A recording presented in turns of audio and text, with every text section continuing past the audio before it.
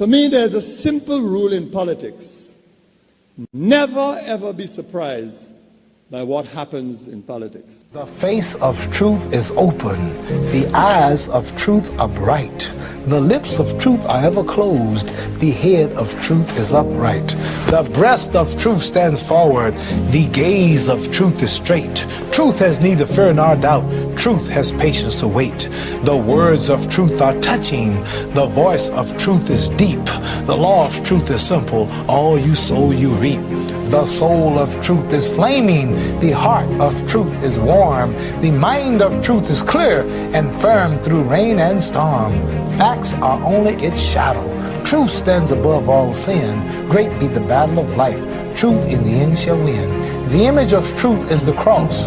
Wisdom's message is its rod. The sign of truth is Christ, and the soul of truth is God. Life of truth is eternal. Immortal is its past. Power of truth shall endure.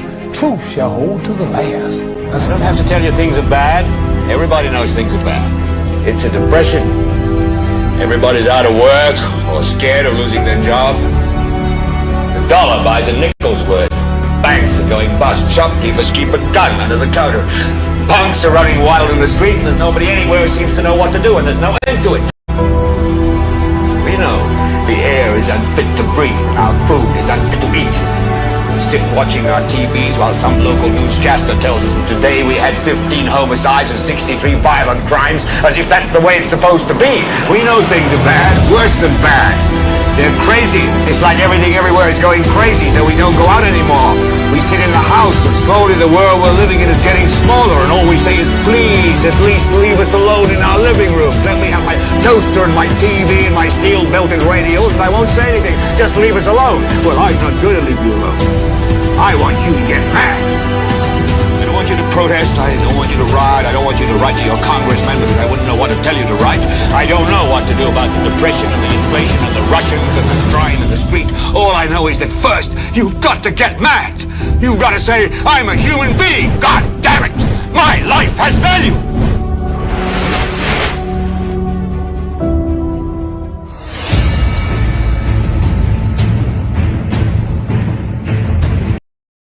If you have something to say, where do you run to? Hello everyone, welcome to the most monitored talk show in the world, and that's NewsSpin on Power 97.9 FM. The broadcast is also on the NewsSpin Facebook page, as well as the NewsSpin YouTube channel. Hope you had yourself a pleasant weekend and you're all set for an eventful and a challenging week. We go up until 2 o'clock this afternoon with your calls, your WhatsApp messages, and Amanda will be going through the comments in the chat room. The number to call is 452-2979, 452-2979. WhatsApp calls and messages 716-2026. We also have the NewsSpin Hypocrite of the Day. That's coming up. You don't want to miss it. The NewsSpin question of the day. What do you think of the leader of the opposition's walkout from Parliament? What do you think of the leader of the opposition's walkout from Parliament? And apparently, the Prime Minister is not aware that we do not have a NewsSpin on Saturday. Because on Friday, while he was scolding the leader of the opposition, he said that he anticipates that, no doubt, having walked out of the proceedings of the House on Friday, tomorrow, the following day, he would be on this broadcast. But Mr. Prime Minister, maybe it's news to you. We are not on a Saturday or even on a Sunday. The broadcast is aired Monday to Friday on Power 97.9 FM and also the NewsSpin Facebook page as well as the NewsSpin YouTube channel. So not for the first time, we had a walkout of the island's parliament. That's been done by several politicians in the past, over several years now, whether it's opposition politicians on the side of the St. Lucia Labour Party or on the side of the United Workers' Party. And the latest individual to do so is Mr. Alan Chastney, and he has done this on a number of occasions. And I wonder, how does that impact the people of St. Lucia? Do you believe that the people on the whole, especially in this particular situation or instance, will side with the Prime Minister, the leader of the opposition on this, will see merit in the walkout by him? Because what he wanted was to speak at a particular juncture. And he wanted to come after some of the other government MPs, like the local government minister and Castries Central MP, and also the tourism minister, Dr. Ernest Hilaire, who is also the MP for Castries South. I think there are occasions when we have to bite the bullet. We have to put on our armor and be as brave as possible, irrespective of the circumstances under which we will be engaging our opponents in a battle. Because sometimes, you're just not calling, you're not in a position to call the shots.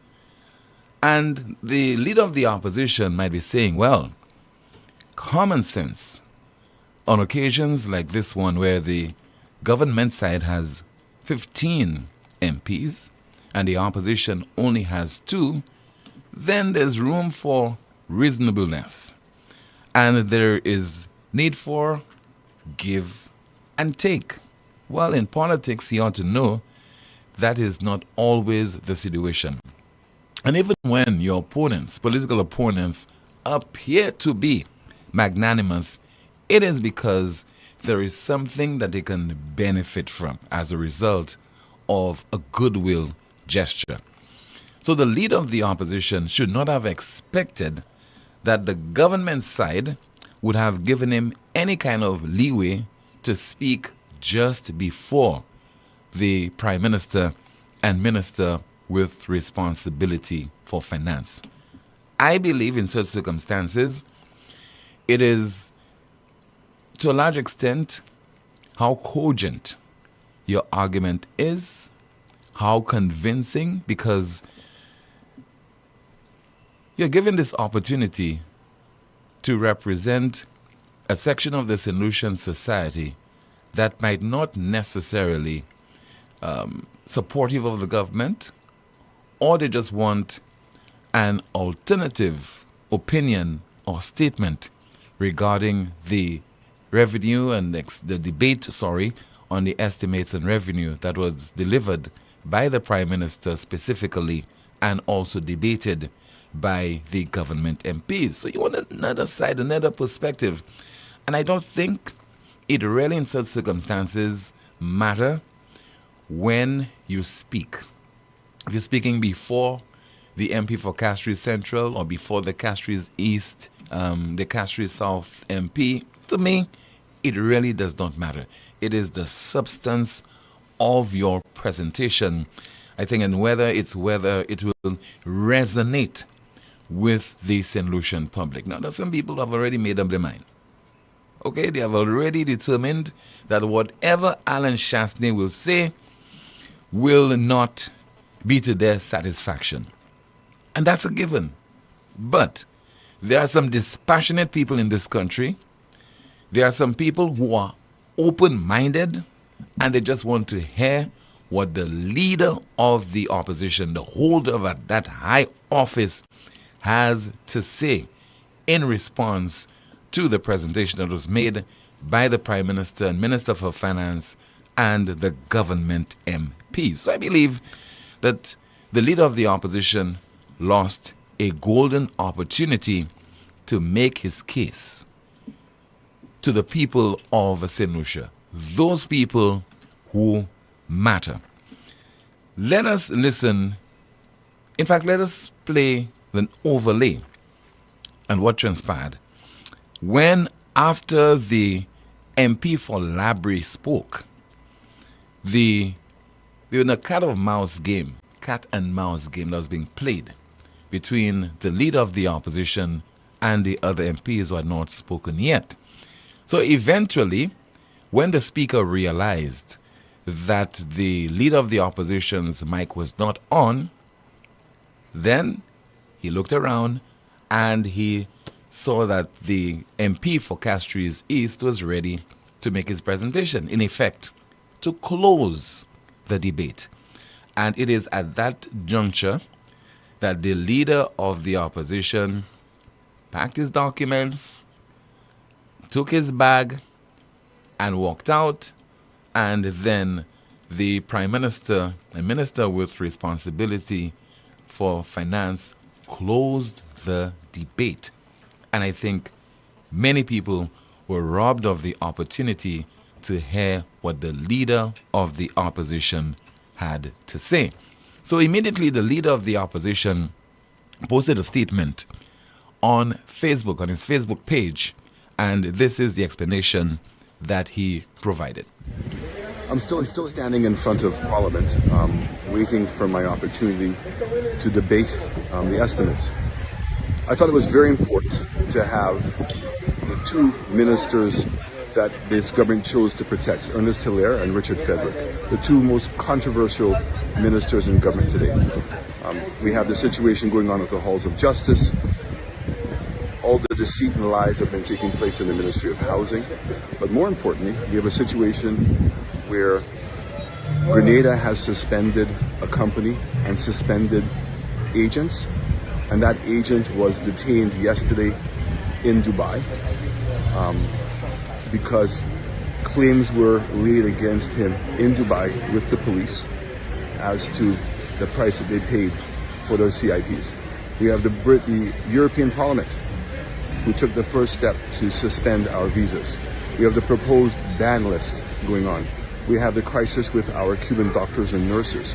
We have a crisis in water, with water in this country.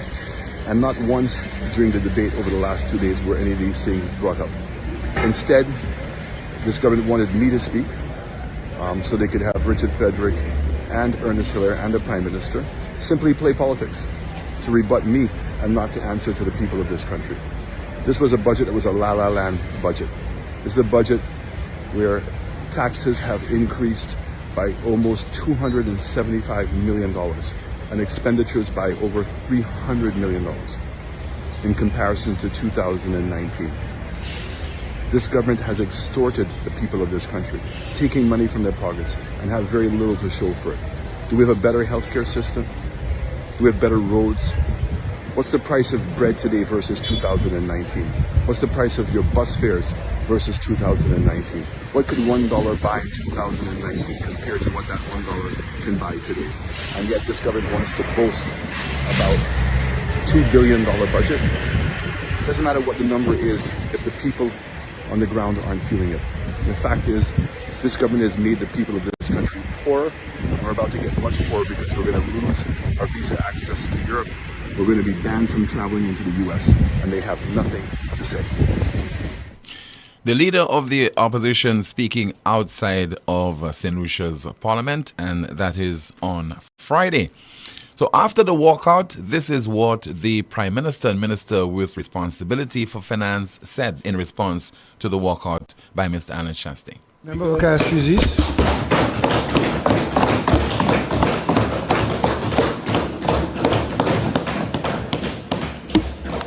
I want to thank honorable members for their support of this budget.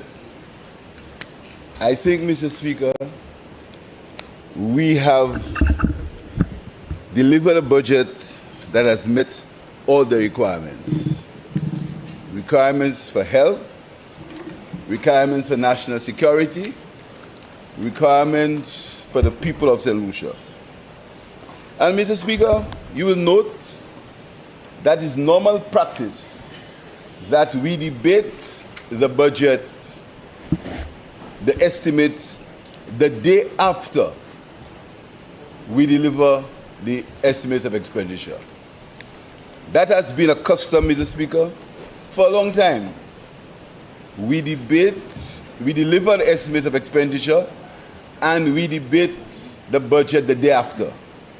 This time, Mr. Speaker, we gave the opposition one clear day, never before in the history of this parliament, that we gave the opposition a clear day to allow the opposition to prepare and respond to the estimates of expenditure.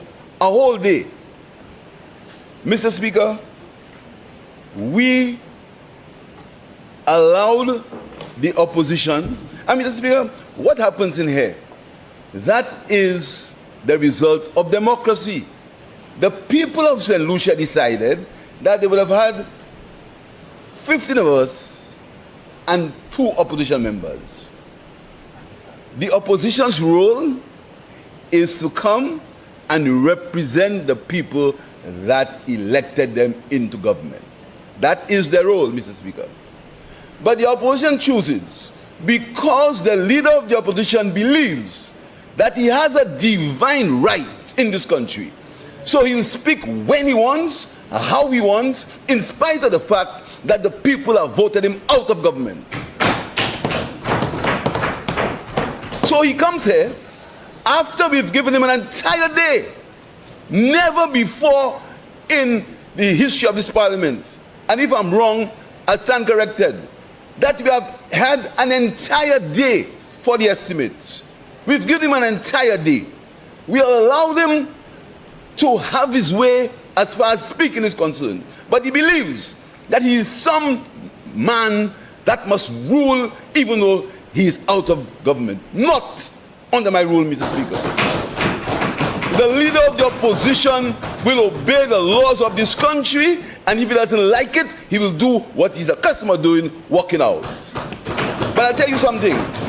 If he continues like that, he will not be able to walk in, because we'll vote him out in Miku South.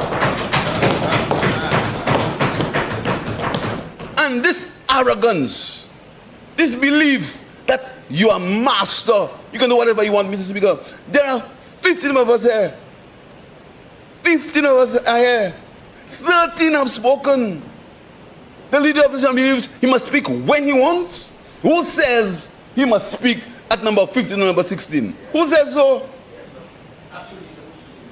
The leader of the opposition is supposed to respond to the minute the Prime Minister immediately. That is what parliaments are about. When I was leader of the opposition, he delivered his estimates on the Tuesday. On the Wednesday, I got up at 9 o'clock and I responded.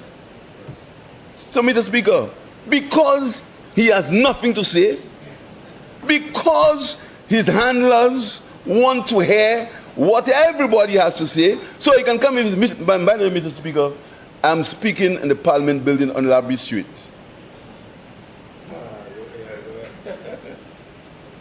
Because there was some misunderstanding as to where this building was. This building is on Labrie Street. So, Mr. Speaker, the leader of the opposition must stop this arrogance and this pettiness. So what he will do, tomorrow he'll go on NewsSpin. Look at what they do me, they let me speak. Mr. Prime Minister, who knows? You know what they say about karma? Who knows, sir? At some point, you'll have to run to NewsSpin. And God spare my life, I will be there to rescue you, sir. Rest assured. So that was the Prime Minister of St. Lucia. Well, what has been happening in terms of parliamentarians walking out of the House? Again, it's not anything new. And let's not be hypocritical about this. And I want to repeat, I said earlier that Mr. Shastney frittered away a golden opportunity to dissect the estimates of revenue and expenditure. He lost that opportunity. He should have taken it, because there are a lot of honest, decent individuals in this country who care more about St. Lucia than the SLP and the UWP. And those people want to hear the other side of the argument, because we all know what we will hear from the 15 elected MPs, the 2 so-called independent MPs and the St. Lucia Labour Party MPs. All of them will speak in glowing terms about how the government has handled the economy and the benefits, and everyone in St. Lucia, they're benefiting from the performance of this SLP administration. We needed to hear from the leader of the opposition. But this thing is not new. The walkout's not new. Here is the evidence of this. Because in his heyday, Rick Wayne, on his talk program, had reason or reasons to criticize similar actions that were taken by then SLP opposition MPs. And this business of the Labour Party walking out whenever they're disgruntled, well, maybe there should be a law on that too. That you sit there and argue a case and put it on the record that you said this and you said that and you said this, because as it is now, there are a number of items in Hansard where you'll find nothing from the opposition.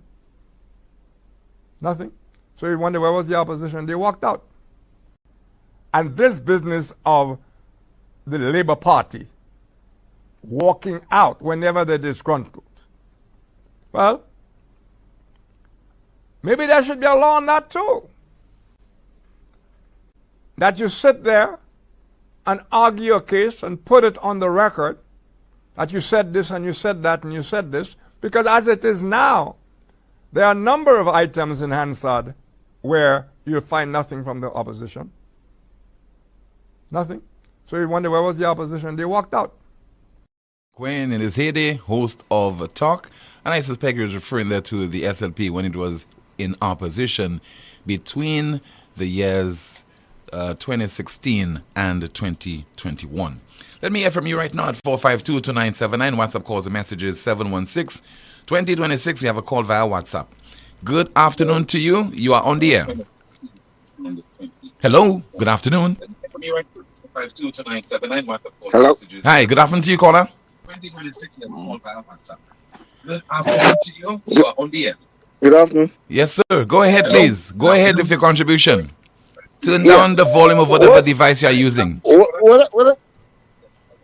What I'm saying, Tim, in England, when the Chancellor read out the budget is discussed the same day, not the following day. So what is so big about our budget? It has to take 2 days for them to debate that budget.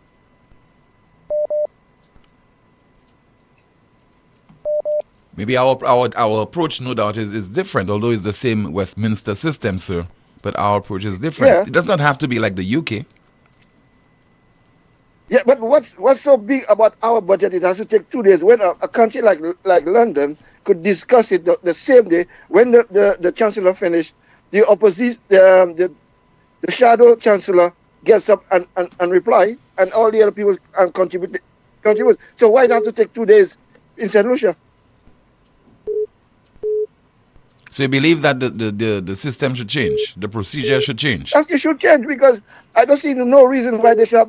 And he's talking about the Prime Minister, the Deputy, the opposition leader walking out. If he has stand up there as usual, they'll all make a whole heap of noise and stop him from contributing to what he has to say. So they're a bunch of hypocrites.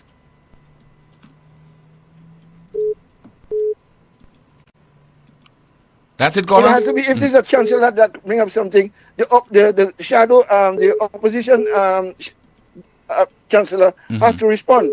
He's the first to respond, not nobody else.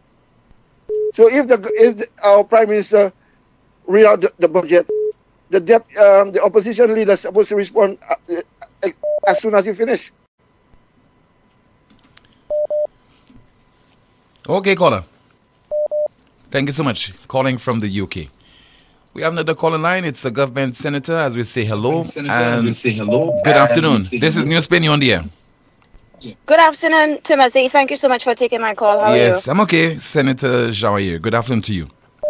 Good afternoon, Tim. I really appreciated you laying it before your listeners, playing the clip of the leader of the opposition and also the Prime Minister.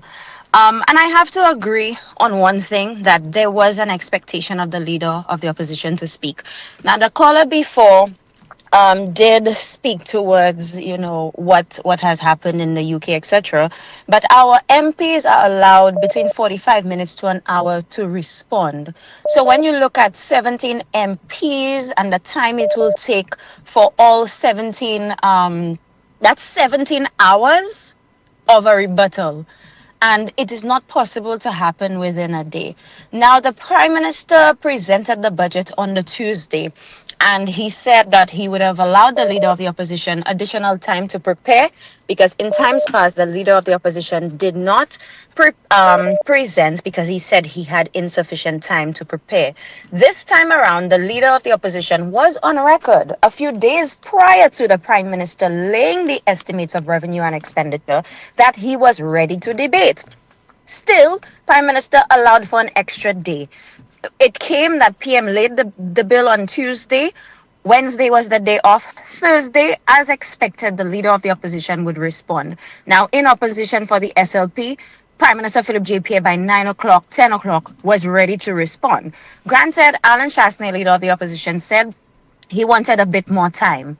Okay, they complied. But at the end of the day, Tim, if you are in government, you set the parameters for how things need to be responded to. And if you are in opposition and you are ready, because you have served as a prime minister, it is not your first rodeo. You are the current parliamentary representative for the people of Miko South. You are supposed to offer sufficient representation. Now, yes, I have my political affiliation. That is no secret. But let us deal with the facts. The Leader of the Opposition went outside of Parliament and had a video clip and spoke about CIP. CIP is just one aspect of the budget. What about the other aspects of the budget that Mr. Shasney could have represented on? CIP is not just the budget. It is not just about Ernest Hilaire. It is not just about Richard Frederick. It is about you, elected. Despite the fact that you are in opposition and two opposition MPs, you are elected to provide sufficient representation. Now, I noticed there was a video circulating that actually had a countdown, which is a little over 46 minutes. You can see the speaker, Claudius Francis, turning around, scanning the room to see who will have their light on. And that was probably the longest wait and a very patient wait at it to allow for an opportunity to respond. Now, when Honorable Bradley Felix responded the day prior, he made his presentation, whether you like what he had to say or not, he made his presentation. Why couldn't Alan Shasney just do the same? Tim, we need to respect the people of St. Lucia. We need to respect the rules of the House of Assembly. All right? And Parliament is not outside. Parliament is not on shows. Parliament is not press conferences. Parliament is where we are seated and where we represent in an august chamber the views of the people who elected us. Now, of course, you can sense my disappointment, but I wanted to highlight the facts. And in his clip, he made mention of the price of bread. Have you seen it increase, and the price of fuel? Despite the fact that the government forgoes millions in revenue weekly and annually, subsidizing that. Matters that we have no control over, the fuel, the time changes, the Russian war on Ukraine, supply chain issues, COVID, everything has gone up regionally and internationally. It is quite shameful that the presentation of the Leader of the Opposition outside only wants to focus on Richard Frederick and Ernest. It's not about the two of them. But it's about you being elected to represent people. The same applies for the St. Lucia Labour Party when it's in opposition, because we have a video to show that the SLP did the same thing during the reign of the previous United Workers' Party administration, walking out. So all the MPs, opposition, government must show that the kind of respect you're talking about must have respect for the people of St. Lucia. This does not apply only to one side, ma'am.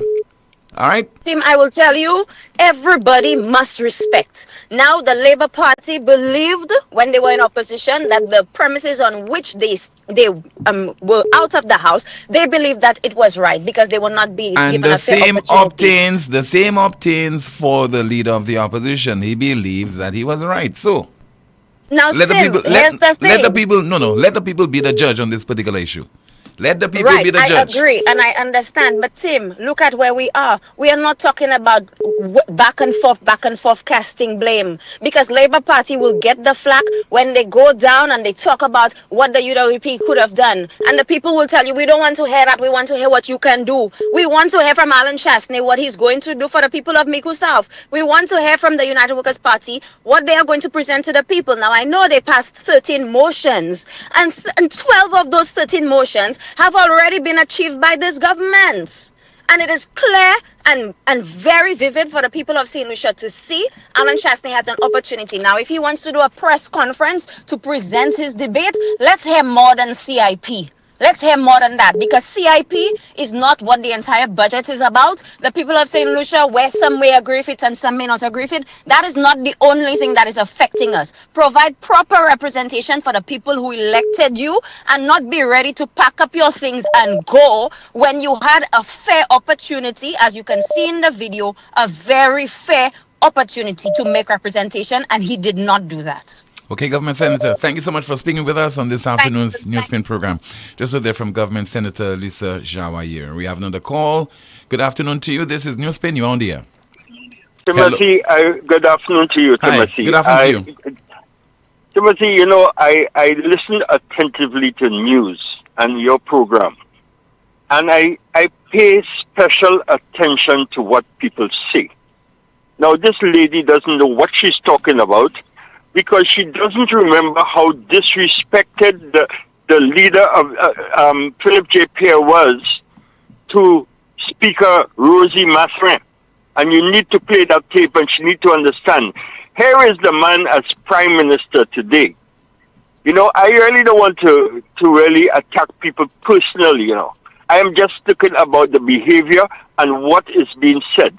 You played the clip of the Prime Minister talking about that Alan Chastney, the leader of the opposition, feel he has the right to do what he wants and what he wants and what he don't want.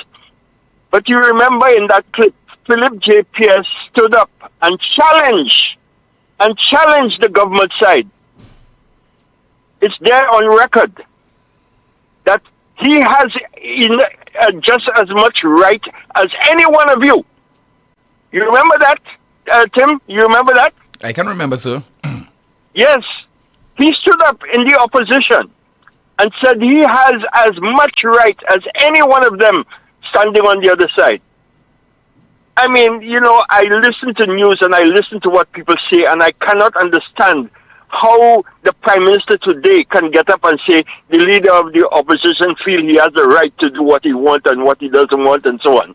This is ridiculous. This is really ridiculous. This is only fooling the foolish people of St. Lucia, who they are, not the people who pay attention to what these politicians say and can understand what they're saying. Now, I have children and I listen to the news. I want to educate myself. I pay attention to these things. And it's really sad when the Prime Minister is going to get up and talk like that. He doesn't even realize that what he did by closing the debate. Now, Jawari, or whatever her name is, I can't pronounce it too well, she said that the opposition have a responsibility to their people that they represent. I think that's what she said. Doesn't Hilaire and Richard Frederick have the same responsibility to the people they represent? Didn't they have a right to put on their light to catch the eye of the speaker, who was looking from left to right? So why they didn't put on their light when Alan Chastney refused to stand up? Why don't they have a right to the same people they represent? So when that lady is coming on radio and talking, she doesn't understand what she's saying. Sure, Alan decided not to report, not to put on his light. But there were two other lights to come on. Why didn't they? The Prime Minister got up and closed the debate, and that gave them the comfort to say that Alan didn't give, the leader of the opposition did not give them the chance to speak. That's utter hogwash. That is nonsense. That's trying to fool people. They had every right to turn on their light and speak. because they had a responsibility to the people as well. I am one person that have know what should be and what shouldn't be. But when these people come on and so biased, I remember how Rosie Mathurin, the speaker, they all got up, and Philip J. Pierre, this prime minister at the time, he was just a district rep, stood up and challenged the parliament. The speaker had to wait until when he was satisfied that he said what he had to say, and then he walked out. I mean, St. Lucia must understand that people who understand the nonsense from what these people come and talk. So Shawaria, or whatever her name is, she has to go back again, reel and come again, according to Coco. Reel and come again. Alan Chasney, according to Philip J. Pierre, have every right as the people in government. That's what Philip J. said when he was in opposition. That's what he said. And today he's 180 degrees because he's prime minister. Save us the day, lady. Thank you, Tim. Thank you so much for calling, sir. And let's take you back a few years ago when you had this famous or infamous exchange between the then opposition parliamentarian, Mr. Philip J. Pierre, and the Speaker of the House, Rosemary Husbands.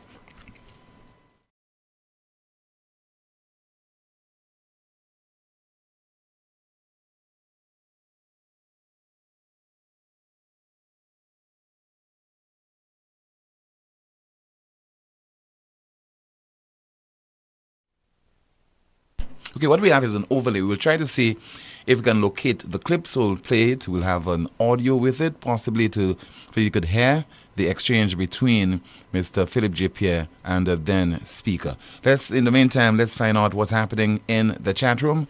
Good afternoon to you, Amanda. Good afternoon, Tim. Good afternoon, News Spinners. A few comments from the chat room. Someone says here, Tim, it's not give and take. He wanted to hear the full budget to explain to us the fault in it.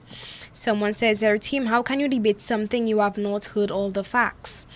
Another comment reads, SLP's motto is to keep the people poor and ignorant of the truth. Tim, common sense will tell us that if someone has to oppose to something, first you have to hear all that will be said on that thing by those who have to speak, and then after hearing all the comments, then you can oppose.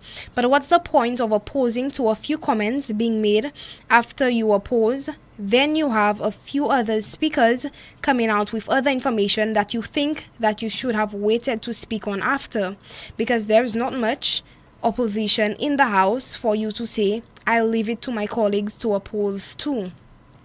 Someone says there are some Lucians are so backwards. The government is presenting a budget. How can the Lu give a rebuttal if everyone on the government side didn't give their support or non-support? Commentary reads, Tim, many people do not follow the so-called debate in the House of Parliament anymore. It is a commerce going on in that house. A News Spinner says they're down with PJP oppressive government and the house slaves that supports them. Another comment reads, strategy or not, the rules are the rules. Shasney cannot speak when he wants to. Someone says how come the PM is so eloquent when he's quarreling, but all over the place when he has to explain government's business? Amazing. A commentary reads, how do the two situations compare?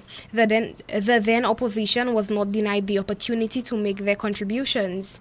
A News Spinner says, Lisa, y'all don't want us to speak about CIP and the CBI because y'all rubbing Lucians blindly. Another comment reads, CIP is a very important issue. Soon we may need visas to enter the UK. CIP is bigger than our budget. We could have used the CIP funds alone to fund our budgets. We need to know where our billions of passport money is. And someone says, Lisa, why when RF is insulting women, you are not calling to say something? Back to you, Tim. Thank you so much, Amanda, for that update. We have some more updates coming up on the program, but the last caller made a very important point, and that point is, as much as the government senator Lisa Jawayer has put tremendous emphasis and attached importance to the contribution of Mr. Alan Chasney, not only as the leader of the opposition, but the MP for Miku South, likewise The other two government MPs who did not speak, one independent MP and the government MP, they certainly have a responsibility to their constituents, and that will be Castries Central and Castries South, respectively. Now, this famous or infamous exchange between Mr. Philip J. Pierre when he was in opposition and the then Speaker of the House.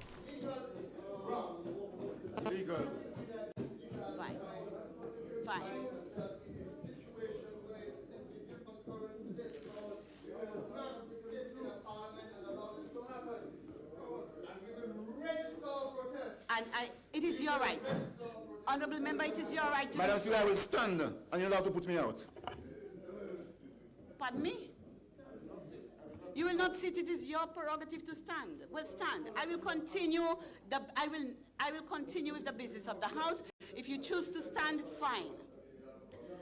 Honorable members, I took the liberty to send a message of condolence on behalf of the Parliament to the Embassy of Cuba on Wednesday on the passing away of the Vice President, Council of State, Julio Casas Reguero.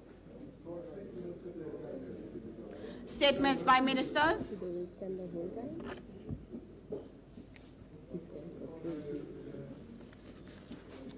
Papers to be laid. Madam Speaker, I beg to lay the following papers standing in my name. Renegades! Renegades! Statutory, What all do is to break the law of the country. statutory instrument number 60 of 2011. Honorable Prime Minister. Fiscal Honorable Prime Minister. incentives. Allow the disorder to leave the chamber, please.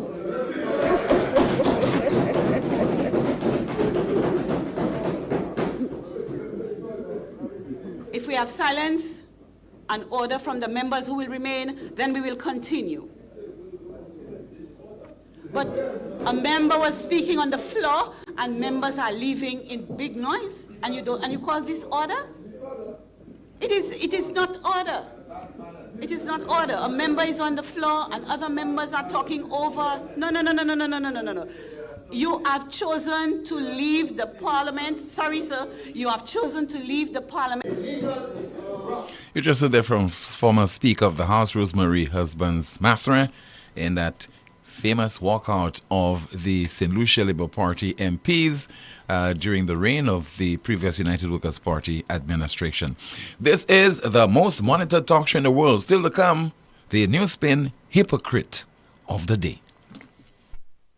KFC has done it again. Introducing the Wow Box, the ultimate meal deal that'll have you saying wow. For just $23, you get one crispy, juicy KFC sandwich, one piece of finger-licking good chicken, a serving of hot golden fries, more flavor, more crunch, more wow, all in one box. Hurry to KFC and grab yours now. Dine in, drive through, or order online at kfcslu.com. KFC, it's finger-licking good.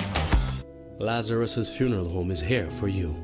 Lazarus's Private Cemetery offers a peaceful resting place for your loved ones. With tranquil settings, visitation, and reflection, we believe in the compassionate care of all our departed loved ones. Lazarus's Private Cemetery, let us help you create a final resting place. Make it special. Make it Lazarus's Funeral Home, your friend in a time of need. Payment plans are available for tombs. Call us in Vidboutet at 452-7491 or in New Dock Road, VA4, 454-6555. Lucilex remote options are available to serve you every weekday from 8 a.m. to 4 p.m. daily. Call or send a WhatsApp message to 285-6796, 285-7859, 285-3593, or send an email to customersupport@lucelec.com for assistance. Lucelec encourages you to use the available options for doing business with us remotely. I've seen you here before, and I have something special just for you. What have we here? Happy housewarming to me? That's the MNC Home Depot Rewards Card. You'll earn points every time you shop, plus exclusive savings and promotions just for you. Just for me? Yes, just for you. Shop in store or online and enjoy a seamless experience. So I get to treat myself every time I shop? Exactly. It's time to reward yourself.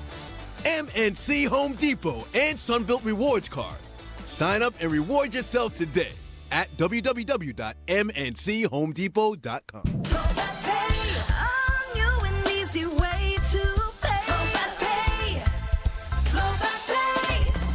You asked for it and you got it. A quicker way to pay your bills online. It's fast, secure, and easy to use. No registration, no additional fees. Flow is now offering FastPay, an online service that allows you to settle your bills in less than 2 minutes. Need a receipt? FastPay will send it to your email immediately. Use FastPay now for convenience, safety, and efficiency at discoverflow.co/fastpay.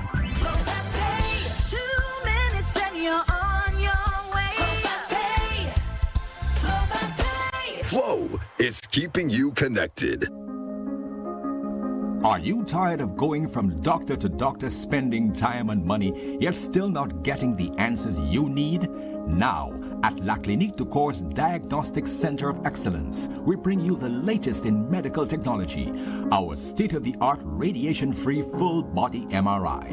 With unmatched accuracy, we can detect illnesses early, giving you the answers you deserve and the treatment you need, saving lives and saving money. No doctor referral needed. Results in just 24 to 48 hours. Plus, a free consultation with a doctor to explain all your results in detail. Don't wait. Take advantage of this special offer and book your full body MRI at our Cocoville, Rodney Bay, or Castries locations. Call 451-6559 now. La Clinique du Corps. Your health is our priority.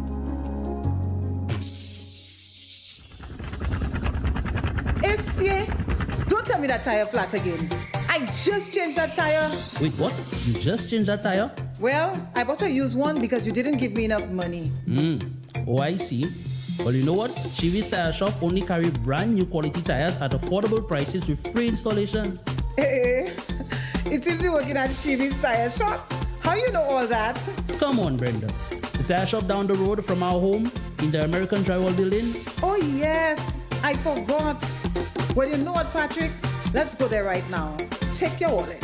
Let's go. Chivi's Tire Shop, located at the American Drywall Building, Vic Butay. Call or WhatsApp 584-5986. Chivi's Tire Shop. Pay less, drive more.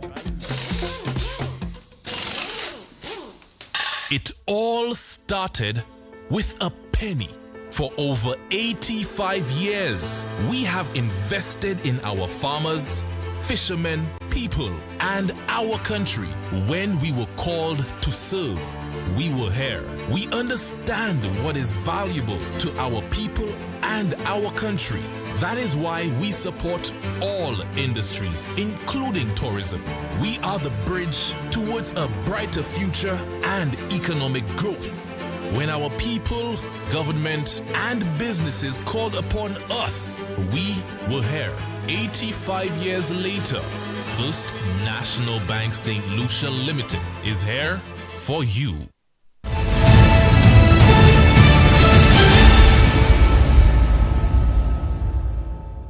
This is the most monitored talk show in the world, and that is NewsSpin on our NewsSpin Facebook page, as well as the NewsSpin YouTube channel and Power 97.9 FM. Correction, the famous SLP walkout did not occur between 2016 and 2021 because Rosemary Husband's Mathre MBE was the Speaker of the House between November 2008 and November 2011. My apologies to you. Let's go straight into our news spin. Hypocrite of the day. A man who never planted one pigeon pea in the ground wakes up the following morning and he has FAR 15. An imposter, Mr. Speaker. An imposter. That's what you call them. We as politicians must be sincere, Mr. Speaker. We must be sincere. We must be honest. FAR. A man who never planted one pigeon pea in the ground wakes up the following morning and he has FAR 15. An imposter, Mr. Speaker. An imposter. That's what you call them. We as politicians must be sincere, Mr. Speaker. We must be sincere. We must be honest. And you just heard there the NewsSpin Hypocrite of the day. 452-2979, 452-2979. Your WhatsApp calls and messages 716-2026, 716-2026. We have a call via WhatsApp. Good afternoon. NewsSpin, you're on the air. Hello, Tim. Good Yes. afternoon. Yes, Good ma'am. afternoon, Tim. Good afternoon, Amanda. Good afternoon to you, caller. How is everybody? I'm okay. Tim, what's her name? I can never pronounce her name. Lisa Jawawa. What's her name? Lisa Jawayer. Me, I'll not bite my tongue. It's not worth it. Anyway, Tim, she tried to throw some mud, but it went right back in of his boomerang. Because before she called it to say what she said there, she should have go back to look at the clips like what you played there and other instances to do with Labour Party parliamentarians. You understand? I don't know if her men went blank, because that's what they do. The Labour Party tend to forget what they were doing when they were in opposition. You understand? The minute they get into government, it's like they're the most perfect. You understand? The amount of mess in history, if you go back in history, the Labour Party has done on in opposition, that Julian and break glass in your ass. Tim, if you have to go and look for clips for you to play of the Labour Party's misbehavior in opposition, NewsSpin will take about 4 days to show them or more. So before Lisa Jawawa, whatever her name is, when she decide to call, or who I guess she getting paid to call, you understand? She needs to sit back. Don't let anybody push her and make her fool like herself, because all the mud she try and throw there, it fly right back in her face. You understand? So right now that she need to go and take a nice bath and take out all the dirty mud from Labour she try and throw and flour that go right back in her face. Go and bathe and clean herself now. Thank you, team. Thank you so much for calling. 452-2979. WhatsApp calls and messages 716-2026. Rick Quinn is on the line. Hello and good afternoon to you. You're on the air. Tim. Yeah, Rick Quinn. But I don't know if all of us are just mud covered in mud, you know. Because, yeah, you got, you know, arguments could come up and debates come up and complaints come up. And to my mind, we're supposed to learn lessons and become better people. Otherwise, what's the point? Just make we. That make we thing is I hate it's an African culture thing. I don't know enough about that to say for sure. I don't understand, number one, why if a guy make please you in the sense, oh man, you're ugly guy, you're ugly man. That is enough in St. Lucia to cause a fighting, you know that? Yes. And your woman, this and that, that's enough to cause homicide. You disrespect the man and all that kind of crap. Where's the just words that I coming for you, I coming for you? The I coming for you means I'm going to make for you. I'm going to say nasty things about you. And you know what? I keep on asking myself, well, who gives an S?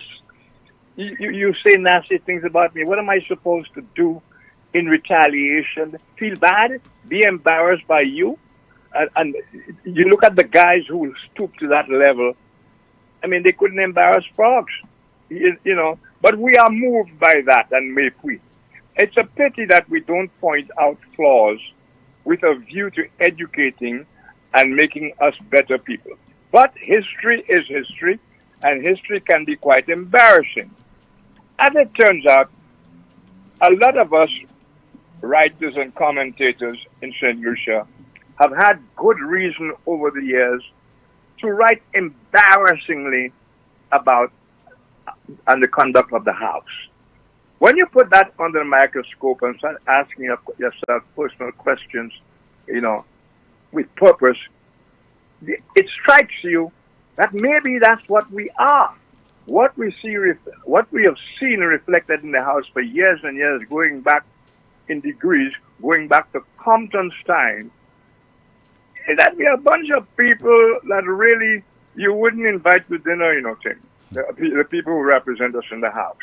If you really think about it, and you have impressionable kids, and you were to invite those people because of their office and so on, By their behavior, you would have changed your mind about inviting them to your home. You know. Am I on right? You are correct, but language, but also, the language. But you see, those people are chameleons.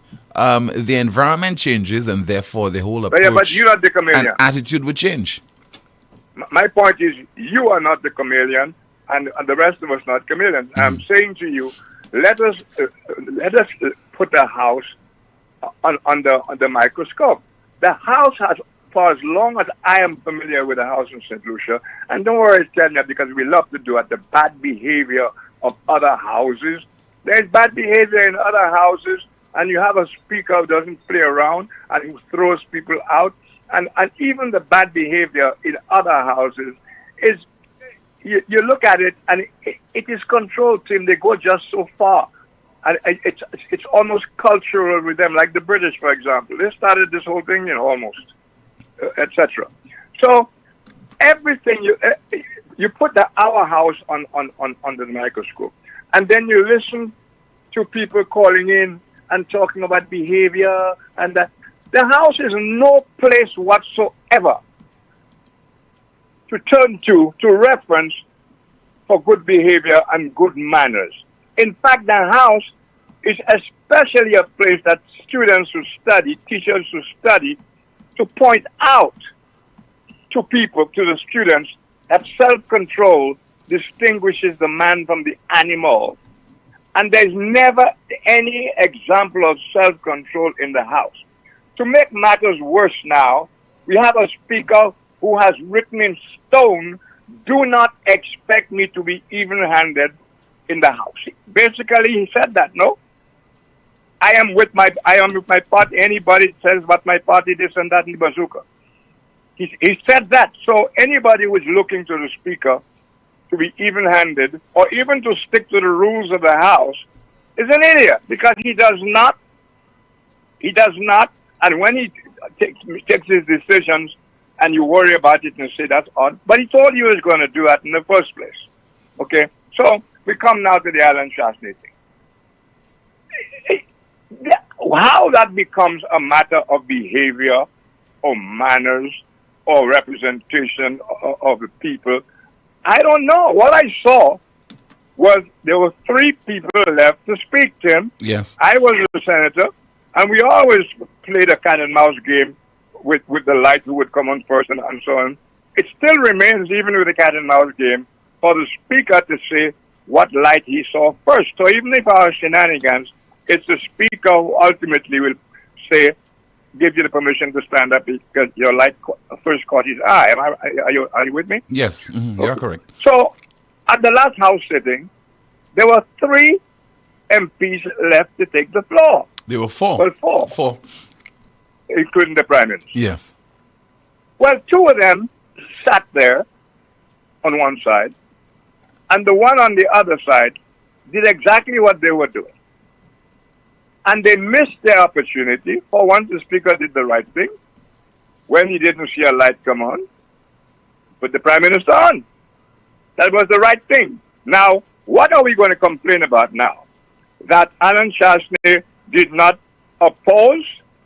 He has a point when he says that he was particularly interested in what's going on right now all over the world in news about the visa problems we face, etc., the CIP and all that stuff. He wanted to talk about that. Now, the Prime Minister hinted at it, but the details would have been for the Minister to deliver, right? Yes, the Investment Minister, yes. Exactly. So all questions opposition, the opposition leader would have to wait for that, no? He'd have to wait for that. As far as Richard Frederick is concerned, nobody knows what to expect of Richard Frederick in the House. One thing you have for sure is a litany of the man do this, the man, and I'm talking about the language as well. The man do this, the man, that man, he can talk, man, but no, the man this. So that is Richard Frederick, and I think that's what everybody expects Richard Frederick to do. But he too could have spoken and did his little shtick, and so could the minister in his portfolio, is the CIP and so on and so on. So all three guys missed their opportunity. They all can be criticized in exactly the same way, that they didn't do what was expected of them, or they let down their opposing sides, or the country was denied. As a matter of fact, if anything, I think the country was denied intimate detail from the CIP minister regarding this chimera that's facing us right now with the visas. You know, I think the whole country, the most important guy on the day may well have been Ernest Hilaire to talk about his portfolio and to fill in the blanks, which the Prime Minister did not do. And I can well see, if I were leader of the opposition, I would want the opportunity to have a shot at what he says rather than to preempt him. And then he comes up and I would almost be talking out of turn, no? To a certain extent, but I still, as I said earlier on, Rick, I still believe that the leader of the opposition should have taken the opportunity to make a cogent presentation, not necessarily to fellow parliamentarians, but to the people of St. Lucia who wanted to hear from him. Then the MP for Castries South and Investment Minister, if he did not adequately address those burning issues, then we could have taken him to task.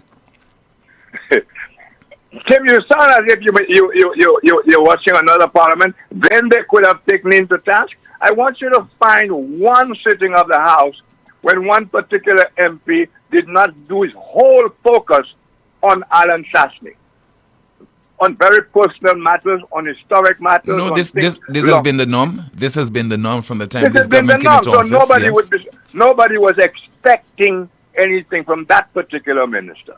But the whole of the Caribbean, I would think, would be interested in what Ernest Hilaire had to say about what the Prime Minister hinted at, the CIP, our situation with the Trump visa, and so on. That is the issue of the day. There's nothing we heard there nearly as important as what would have been expected of Ernest Hilaire at this particular House. Nothing is more important. We are facing deportations. We are facing Trumpism, finding every reason to put his hand on anybody he can to send back here. The ministers are threatened with their visas being withdrawn. Regular people, students with green cards, are in trouble with it. They're at risk, etc. All because it seems Trump is unhappy with how the CIP program is going on in various countries. So I would have thought, if we are so interested in hearing a minister, the one minister who was in the spotlight, who everybody wanted to hear from eagerly, was Ernest Hilaire. He chose not to talk. But nobody's talking about that. You want to talk about Alan Shashney, who everybody also anticipates the minute he gets on his feet, the whole House will be on his case, heckling him, calling him names, and pulling all kinds, and the Speaker will allow it. Because the Speaker also has no surprises. We all know what he's going to do because he told the whole world where he stands when it comes to dealing with opposition to his party. So let us make up our minds when we are criticizing that the aim is to better our situation, not to try to, and it's so embarrassing what you played there. What you played there, as bad as it is still not the worst thing that happened in Parliament, you know. In Parliament, the mace has been thrown around. The Speaker has run away and hidden himself. A clerk had to adjourn the case. Men threaten men with gunfights in the House. I will shoot from the hip. Murder threats. The Speaker, it's in Hansard, in 82. The Speaker had to say, when you come in, please leave your guns at the door. This is like Dodge City. You know, that House is disgusting. And we should not be talking about behavior and gentlemanly and parliamentary behavior and whatever. Let us come out straight and say what we want to talk about and do away with the hypocrisy. Thank you very much. Thank you so much, Rick. We have another call. Good afternoon to you. This is NewsSpin. You are on the air. Hello. Good afternoon, Tim. Yes, ma'am. Good afternoon to you. You are on the air. 1 second. Yes, thank you so much. Please permit me a few minutes of airtime. as I would like to pose a few questions to Dr. Hilaire as to why he did not choose to partake in our largest budget to date. As a concerned constituent from Castries South, on Tuesday, March 25th, Prime Minister Philip J. Pierre presented and tabled the budget for 2025-26 fiscal year at $2.1 billion. This, as I said earlier, is our largest budget ever tabled by a government in St. Lucia's history. The Prime Minister stated it would continue last year's focus on infrastructure, now expanded to include health, social development, citizen safety, and job creation. Naturally, Tim, like many others in Castries South, I waited in anticipation to hear Dr. Hilaire's contribution to what is being heralded as a landmark and transformational budget. I was most shocked and disappointed to realize that Dr. Hilaire, parliamentary rep for Castries South, deputy political leader of SLP, leader of government business, and minister responsible for tourism, which is the largest contributor to our GDP and citizen by investment program, the most controversial and misunderstood program in St. Lucia, why he chose not to speak on the budget. His decision, apparently in response to Alan's refusal to partake, is troubling. Dr. Hilaire must be reminded that he is in government, and with that comes a constitutional and statutory obligation to address the House and the nation, especially on matters as consequential as the national budget. Given his seniority and presumed involvement in shaping the policies and priorities presented, his silence is not only baffling, it is deeply disappointing. The budget, Tim, may very well be the last before the next general election. And for Dr. Hilaire to abstain from participating in this debate is frankly an act of disrespect to his constituents and the principles of good governance, transparency, and accountability. I therefore pose these 4 questions directly to Dr. Hilaire.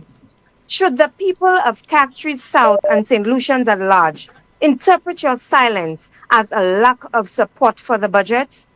Was your decision not to speak based on the fact that there is little or nothing in the budget for Castries South, and thus you preferred not to draw attention to that? Is it now a political strategy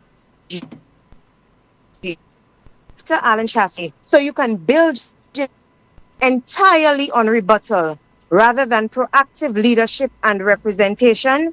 Finally, Dr. Hilaire, was it Alan Chastanet who elected you, or was it the people of Castries South? Because your silence suggests you are more concerned about Alan Chastanet's actions than the needs of your constituents. Tim, what we witnessed was nothing short of a dereliction of duty. This also highlights a disturbing pattern of avoiding accountability, as seen when Dr. Hilaire presented a 2-year late CIP annual report during the Minister's section of Parliament, conveniently preventing it from being questioned, a move shielded by both the Speaker and the Prime Minister. Such practices undermine the principles of democracy and responsible governance. We must demand better, not only from the opposition, but from those we entrusted with power. Tim, moving forward, I strongly suggest that the standing orders of the House be reviewed and amended to ensure the opposition is not fairly disadvantaged during parliamentary proceedings. Without such reform, we risk continuing a troubling trend of silencing the minority, an act that undermines the very foundations of our democracy. Importantly, the standing orders of the House should be amended to include a clear and binding provision that requires members of government to contribute to the debate on estimates of revenue and expenditure once they are present in the chamber. Given the critical role that government ministers play in shaping the budget and influencing national priorities, their participation should not be treated as optional or discretionary. Speaking on the estimate is not merely a political courtesy, it is a constitutional responsibility and a matter of public accountability. Citizens deserve to hear directly from those in charge of key portfolios about how resources are being allocated and what outcomes are expected. Failing to mandate such participation risks weakening the transparency, credibility, and integrity of the budgetary process and undermines public trust in our parliamentary democracy. I close with this thought. The tyranny of a prince in an oligarchy is not so dangerous to the public welfare as the apathy of a citizen in a democracy. That is from Montesquieu. He was a political philosopher and a French judge, among other things. Thank you, Tim. All right, Pam. Thank you so much for calling. This is the most monitored talk show in the world. Still to come, some more of your calls, WhatsApp messages, and Amanda will be going through some of the comments in the chat room. Lucilec's remote options are available to serve you every weekday from 8 a.m. to 4 p.m. daily. Call or send a WhatsApp message to 285-6796, 285-7859, 285-3593, or send an email to customersupport@lucilec.com for assistance. Lucilec encourages you to use the available options for doing business with us remotely. It all started with a penny. For over 85 years, we have invested in our farmers, fishermen, people, and our country. When we were called to serve, we were here. We understand what is valuable to our people and our country. That is why we support all industries, including tourism. We are the bridge towards a brighter future and economic growth. When our people, government, and businesses called upon us, we were here. 85 years later, First National Bank St. Lucia Limited is here for you. Here's a fun fact. In just 29 seconds, you can say goodbye to paper bills forever. Seriously, in 29 seconds. That's less time than this ad. Head over to discoverflow.co or visit us in-store and update your contact information now. By October 1st, your bills will be digital, easy to access, secure, and hassle-free. So what are you waiting for? This ad still has 2 seconds left, and you could have already gone paperless. St. Lucia, KFC has the crunch with our all-new strips and dip. 3 crispy, golden brown chicken strips, hot fries, a buttery biscuit, a refreshing 16-ounce Coca-Cola, all for $25. Hurry to KFC and dive into the dip life today. Dip, dip, and dip. Your chicken strips in no dip, dip, dip, and dip. Barbecue buffalo dip, ranch, honey mustard dip. KFC got all dips. Order now at kfcslu.com or WhatsApp 484-0400. KFC, it's finger-licking good. Are you tired of going from doctor to doctor, spending time and money, yet still not getting the answers you need? Now, at La Clinique du Corps Diagnostic Center of Excellence, we bring you the latest in medical technology, our state-of-the-art radiation-free full-body MRI.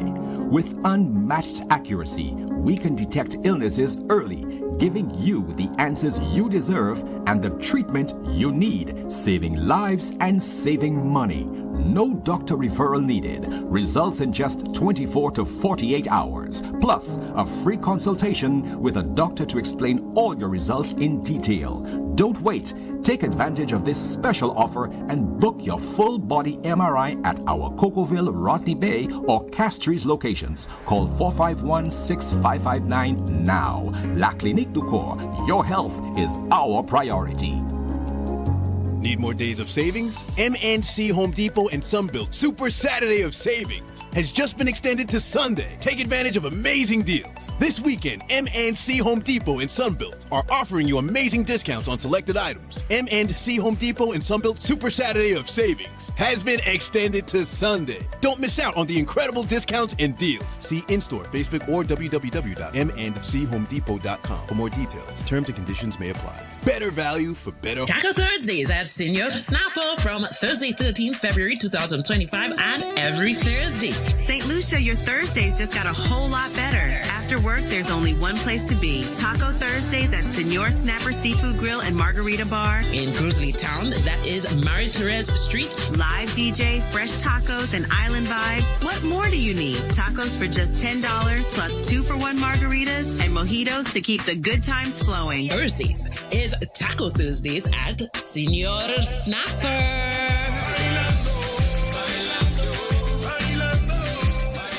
On Easter Sunday, when the sun rises in the west, so will the vibes. Rise 5 in Citrus. Rise 5 in Citrus. April 20th, Soufre Mini Stadium. From 3 p.m. featuring Imran Nerdy, Arthur, Shemi J, DYP, plus St. Lucia's biggest DJs. Plus Soca Sensation, Hyper Sounds. Hyper Sounds. Voice of the one, Hyper Sound.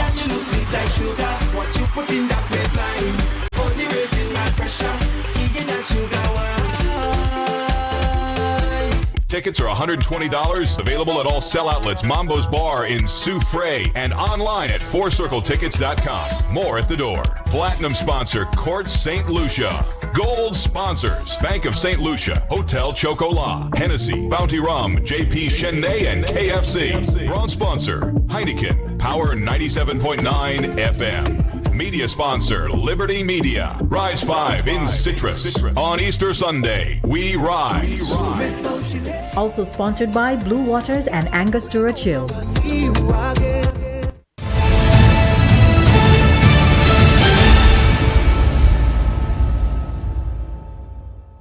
This is the most monitored talk show in the world. It is called NewsSpin. It's on the NewsSpin Facebook page as well as Power 97.9 FM and YouTube. Somebody says there on YouTube, Tim is behaving like an idiot today. Of course, that person disagrees with the stance that I've taken because the likes of the MP for Castries South and Castries Central, respectively, we know the stance that they will take with regard to their contribution. It's a given. It's predictable. I wanted to hear something that would counter the various arguments that were made by the government MPs and the initial statement that was made by the Prime Minister and Minister with responsibility for finance. Because those people are singing, reading, talking from the same hymn book. We expected a different perspective from the leader of the parliamentary opposition. Let's find out what's happening in the chat room. Amanda. A few comments from earlier, Tim. Someone says here, his right is to answer to the budget presented by the Prime Minister. The Parliament swayed away from protocol to give the leader of the opposition an entire day to respond. Yet he wants to be the last person to speak. While leaders have a right to speak, however, he has no right to dictate when he can speak beyond the time frame he was allowed to, which was between the second speaker and number 14. He has no right to be the last speaker. So imagine in the chat room somebody says, tell the person yes. Tell the person yes. You know that I was behaving like I'm behaving like an idiot today. Continue, Amanda. A new spinner says here, though the opposition only challenges the debate address after every governing MP has made their contribution. Another comment reads, big difference. Shasney was allowed to speak, but not when he wants to.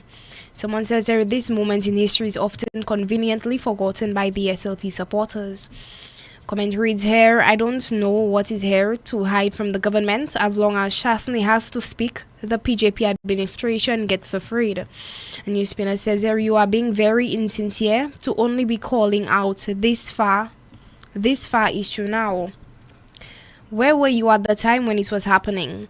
It's the same thing with some people pretending they are apolitical when they are in the public service, but the day after they retire, they start to parade in their party colors and the symbols. That's hypocrisy.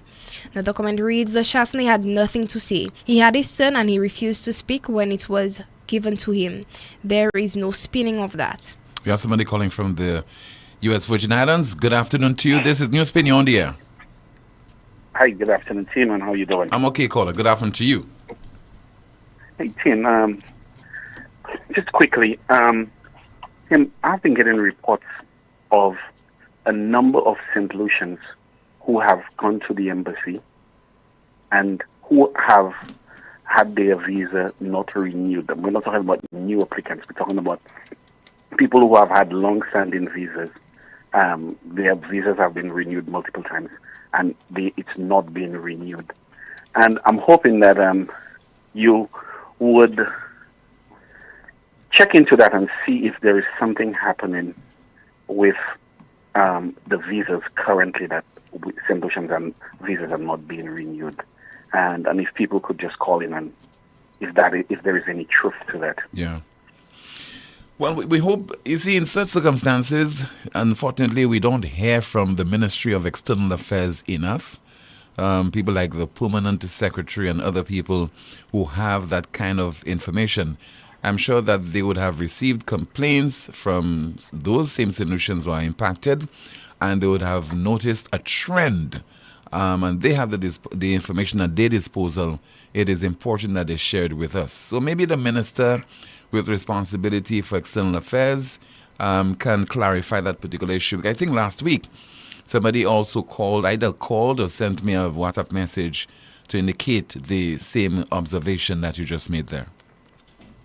Yeah, so Tim, I know NewsSpin is an evolving show, and it is truly the most monitored. So I am sure that the authorities are monitoring, and also the people who've gone to the embassy and have been affected. Their visas have not been renewed. Can you just call NewsSpin and speak of that or on that issue? Tim, Lord Cote, I just wanted to address something else. Tim, let me ask you a question.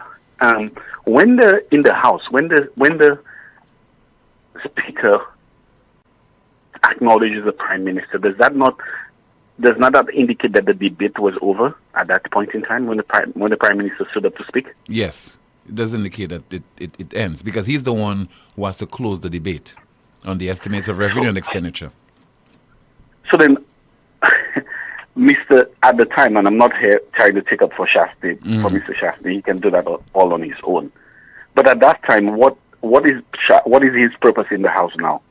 Just listen to the Prime Minister. That's all his purpose is at the time. Yeah, because what is being suggested is that the Mr. Richard Frederick and also Dr. Hilaire equally could have spoken. But as far as the strategy is concerned, they preferred to allow the Prime Minister to close the debate on the estimates. So, Tim, it's very ironic.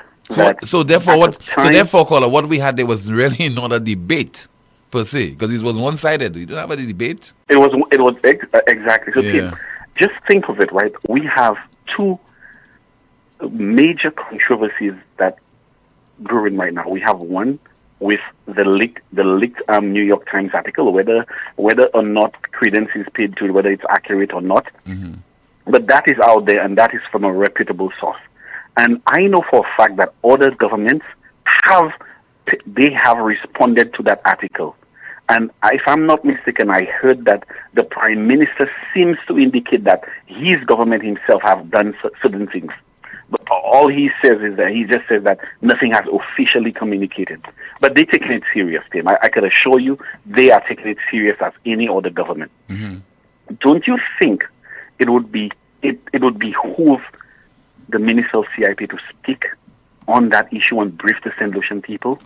Tim, I believe that the call from Lisa this afternoon was an attempt to deflect from the real controversies, in that we have an issue right now with the halls of justice being moved, whether the land is purchased or not. And then we have the issue with St. Lucians about to lose or are losing their visas.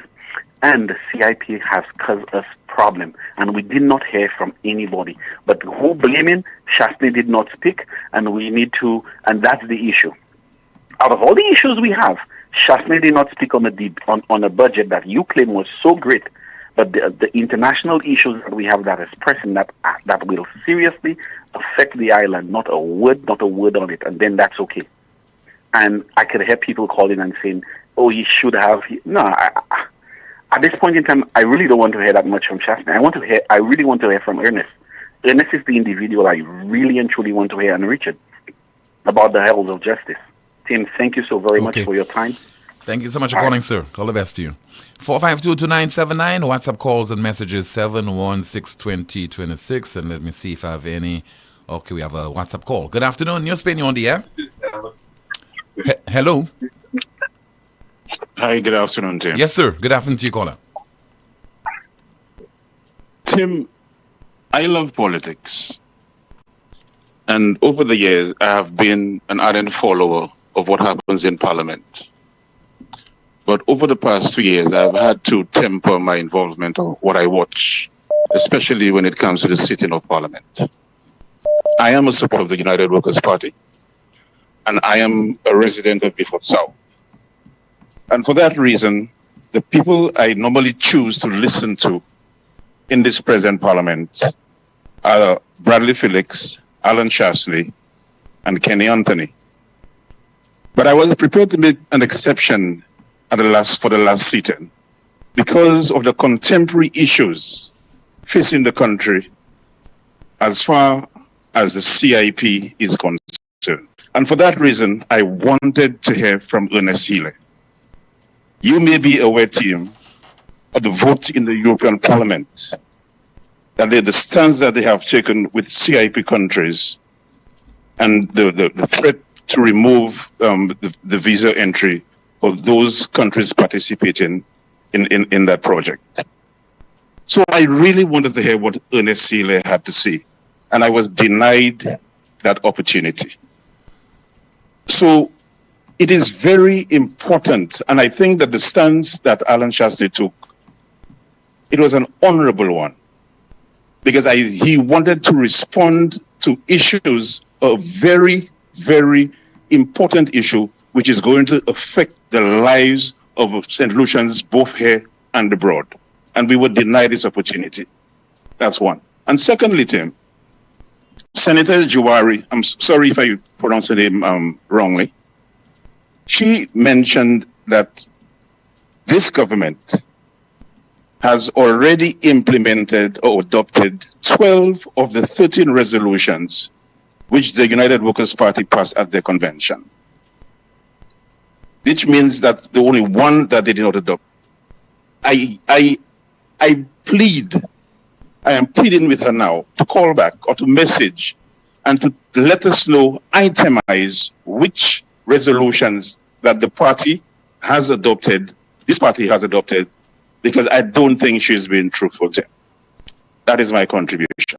Okay. Thank you so much for sharing it with us.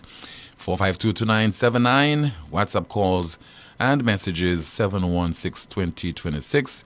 Again, 716-2026. Let's see if we have a call on the landline at 452-2979. Once again, 452-2979. We have a call. Good afternoon. You're on the air. Hi, Tim. Good afternoon. How are you? I'm okay, caller. Good afternoon to you. And your assistant. Good afternoon to her also. You know, Tim, one of your previous callers made a very, very important point in respect of the participation of members of government in the estimate of revenue and expenditure. Mm-hmm.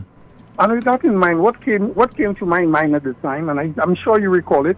Do you recall when John McCain came to I think it was the House of Representatives, or was it the Senate? And at about 1 o'clock in the morning, he was the one who cast the vote to vote against the Republicans trying to replace Obamacare. Do you remember that? I can recall, yes. And that was a historical moment. And the Republicans never forgave him for that. They never forgave him for it. Mm-hmm. And it was important because at that time he was battling a very aggressive form of cancer. Yes. But he considered it his duty to appear in the House and do what he had to do. Now, this is the approach one has to have when looking at estimates of expenditure. And I support the move that it should be made mandatory. And in fact, the only thing that should stop a minister from appearing to give his contribution is perhaps extreme illness or death. It is that important. Now, in this particular case, when we look at the matters that needed to be addressed, it is scandalous and perhaps more that Hilaire chose not to speak. Because you must understand, he is not insubstantial or insignificant in the scheme of things in St. Lucia. He is the Deputy Prime Minister, which means he effectively assists the Prime Minister in running the country. He is the Minister of Tourism, and this is our largest industry, our largest foreign exchange earner. And if you have any doubt about that, just look at what happened on the announcement of COVID-19 being a pandemic. It shut the country down totally, absolutely totally, and that was a major cause for those very, very awkward results at the end of that year. He's also the Minister of Investment, which is critical to our forward progress. But he's also the Minister of Creative Industries, Culture and Information. So it was absolutely critical that he spoke, especially in light of the international events and the Prime Minister stating in the during the course of his presentation that he expects 2024-25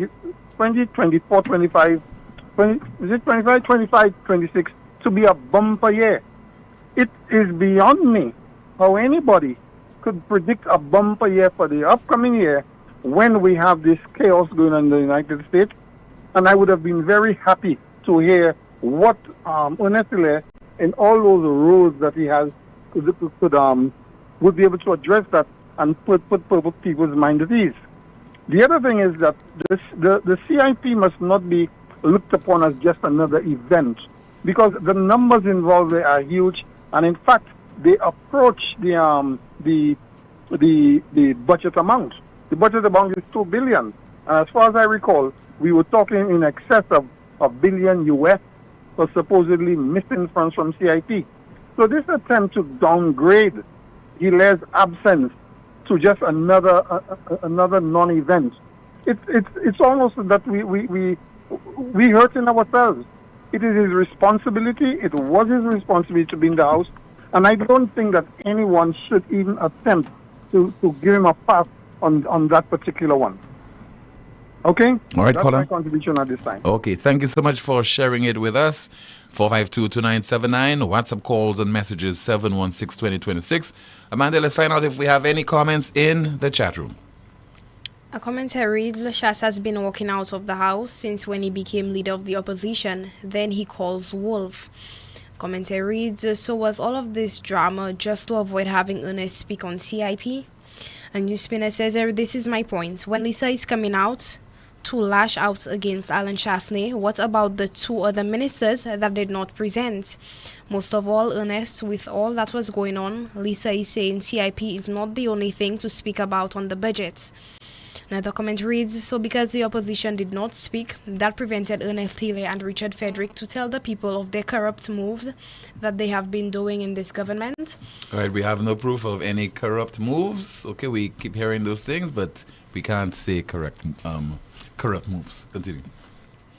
Another comment reads, the particular minister is always trying to ensure that no one gets to question him as to question what he has to say or critique what he has to say, especially as it relates to CIP. Another comment reads, the suggestion to have a fair and transparent presentation in the House is to let all parliamentarians dip for a number, and then this should alleviate the problem in the House on who should speak when. Just a suggestion. Another comment reads, the counter-argument.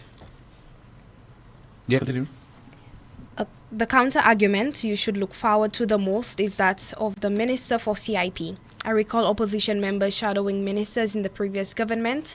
Who is the leader of the opposition supposed to shadow this time around?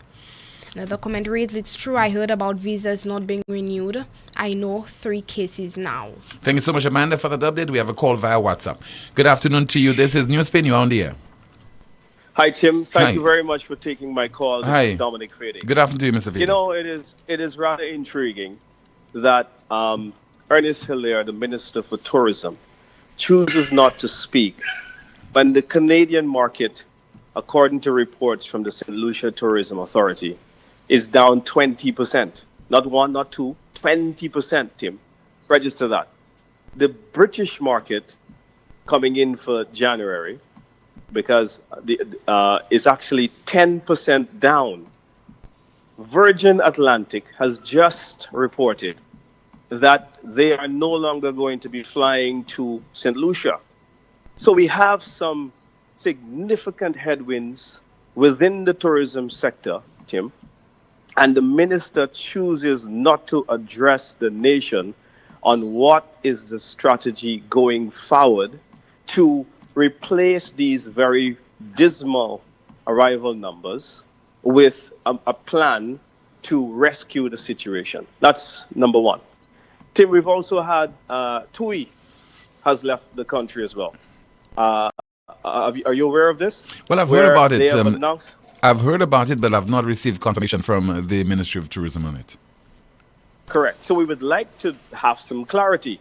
Now, not to make this too long, your other callers have expressed quite eloquently about the need for him to also address other problems within the industry. Tim, there is a big national security concern and its implications for the tourism sector. Hello? Yeah, Tim? Yeah, continue. Yeah, I'm saying that tourists are being robbed almost on a daily basis, Tim, whether it's in the capital or whether it's in some of the popular tourism spots, as you know. But, Tim, the situation regarding the tourism industry is extremely precarious. Taxi drivers are suggesting that their trips are very soft. Vendors are suggesting that their sales are down. Boat trip owners are suggesting that their trips have gone down as well. And so we've got all of these problems, but yet the minister refuses to address the very, very consequential issues affecting his ministry. I want to then quickly comment, Tim, on the procedure of Parliament and the discretion afforded. It is up to an MP when he wants to speak, or if he wants to speak at all. So, Tim, the standing orders are quite clear that whoever the speaker's eye catches first. When we were in government, Tim, we used to have a discretionary situation. If we were debating the budget, the Prime Minister then, Alan Shastney, as leader of government business, would have met with the leader of the opposition and say, okay, you have got 6 guys and we have got 11. So we have an advantage over you. So 2 of my guys are going to speak, okay, and then 1 of yours. So that we allow for there to be flow and we give the opposition the opportunity so that they don't exhaust their speakers. And that's how we dealt with it. And almost every time that there was a budget, either the leader of the opposition or someone of his choosing, depending on what the issues are being debated of the day, and that person would speak just before the Prime Minister's rebuttal. That's how we treated the St. Lucia Labour Party while in opposition. Tim, I've also laid a few bills in my time in Parliament, and I'm always very mindful as to when I choose to get up and rebut, because I know that once I rebut, that's the end of the debate. And never ever should a layer of a bill use his position allowed or afforded him in the standing orders to suffocate the voice of any other member, whether that member is in the opposition or whether that member is on the government side. This is undemocratic. This is really goes against the good governance of our society. And it really is wrong what has happened. The Speaker also has a responsibility in the standing orders to also use his discretion. And I want to remind Claudius Francis of the standing order which says this. if in the view of the Speaker that the opposition at any time or any motion that is moved appears in the Speaker's view to disadvantage the opposition, then the Speaker has to ensure that motion is not carried, that he has to make sure that the opposition's rights are always protected by motions that are being brought. So the Speaker, Tim, could have said, look, Prime Minister, you have put on your light, I've seen you first. But he had the option that once the leader of the opposition would have indicated to him that he wanted to speak, that he then transfer that information to the Prime Minister to say, look, there are other members who would like to speak. Prime Minister, I note the fact that you are within your right to put on your light, but it appears that other members would have liked to speak. But Claudius Francis, Tim, what he has done is that every time he has used the Speaker's chair to play politics. No, and to but voice of Mr. Fede, the opposition. MPs for Castries South and Central respectively, they never indicated they wanted to speak, as far as I'm aware. Correct, but this is not the only instance that this has happened. There have been instances where the leader of the opposition has said to the Speaker, I would like to speak. And the Speaker says, well, you know, I didn't see your mic. I saw this individual first. It has happened to me in the Senate before, Tim, where the mic was put on indiscriminately to avoid you from speaking, especially if it's on a controversial bill and the government side is afraid of some blows coming from the opposition. These things are wrong. Just a couple weeks ago, you saw where the president of the Senate allowed the leader of government business, Gideon Ferdinand, to suggest that he has never saw that Philip J. Pierce said that he came to the courthouse to see that justice was served. And this happens all the time, where the SLP presiding officers, they have flagrantly violated the principles of good governance while sitting there. As Francis allow the successor of ancillary canneries, Wayne Girard, to say things about me without any substantiating evidence. And he's just allowed it. The leader of the opposition on account has had to say to him, look, the member cannot impute improper motive against another member, especially while that member is absent. And that is quite in order with the standing order. But what does Claudius Francis do? He allows it to say the member was only reporting from a conversation. Those things are wrong, Timothy. The presiding officers, both in the President of the Senate and the Speaker of the House, they are in cahoots with everything that is happening. This was orchestrated. I support the leader of the opposition 100%. The House, I mean, he allows Richard Frederick, for example, in a budget, you're debating the estimates of revenues and expenditure. And he will mention something about Alan Chasney being a white man. What does that have to do with the debate? And instead of now taking control of the House, Claudius Francis has been in cahoots with the Labour Party. And until he behaves otherwise, I remain unconvinced that he is doing a fair job as umpiring the House of Assembly. And that's why Hilaire and them can get away with that. Now, I remember Andy Daniel. One last story.